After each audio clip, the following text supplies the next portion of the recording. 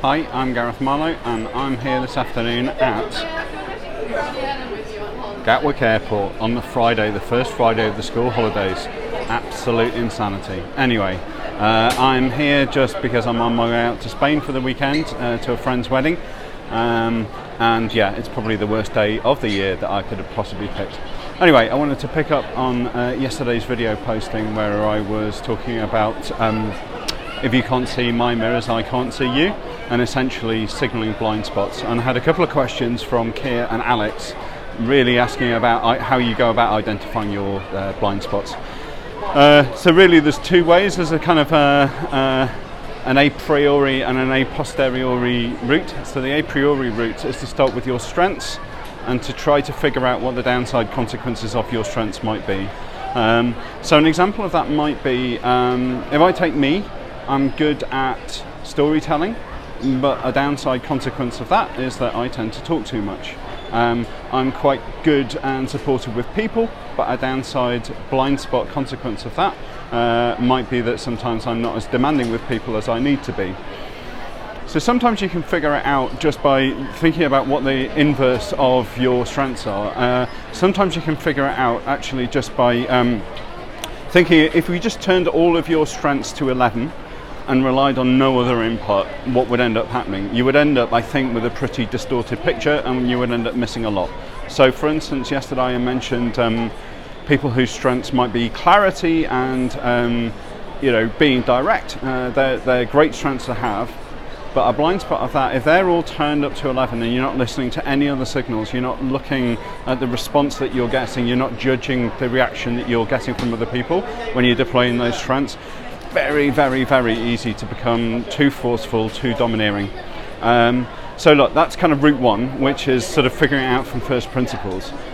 Route two is figuring it out looking at the available information. So by that I mean asking people. So if you're trying to back a truck around the corner, all right, you might have some rear-mounted video cameras, but assuming that you don't have that, what do you have to do? You have to get somebody else to stand on the corner where you're trying to reverse to make sure that you're okay, you're not going to hit anything, traffic gets stopped, and so on and so forth. So the principle really is that you need other people to help you spot and work around your blind spots. And that starts off from asking other people what your blind spots are, because kind of by definition, they're not obvious to you. So ask. The best format that I've found for doing that is 5 short questions. So those 5 short questions are, what are my strengths? What are my blind spots? What should I start doing? What should I stop doing? And what should I continue doing? So the second set of 3 kind of overlap a bit with the first set of 3, and that's intentional. So the first 2 questions are about strengths and blind spots. The second 3 questions are about the consequences of those strengths and blind spots. You know, what should I be doing more of or less of, etc. So when you go to a group of people who know you well and ask those questions, you can get quite enlightening information. So I mentioned earlier this blind spot that I have around talking too much.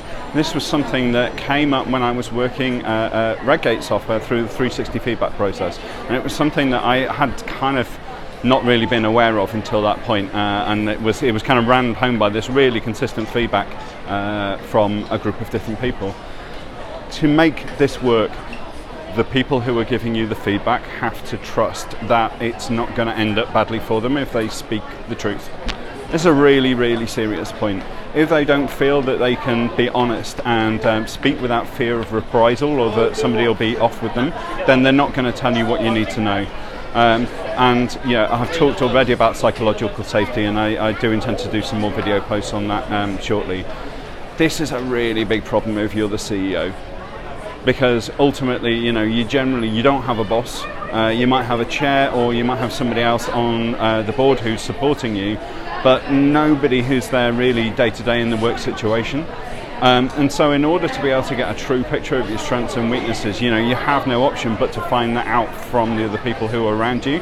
And if they're fearful about the consequences of what's going to happen if they tell the truth, then you're not going to find out what you need to know. You're not going to find out about what your blind spots are, and you're not therefore going to be able to signal them through getting a sticker on the back of your truck. Okay, that's it for now. Hopefully that has helped. Any questions or comments, please comment below. I'm Gareth. Hopefully see you next time.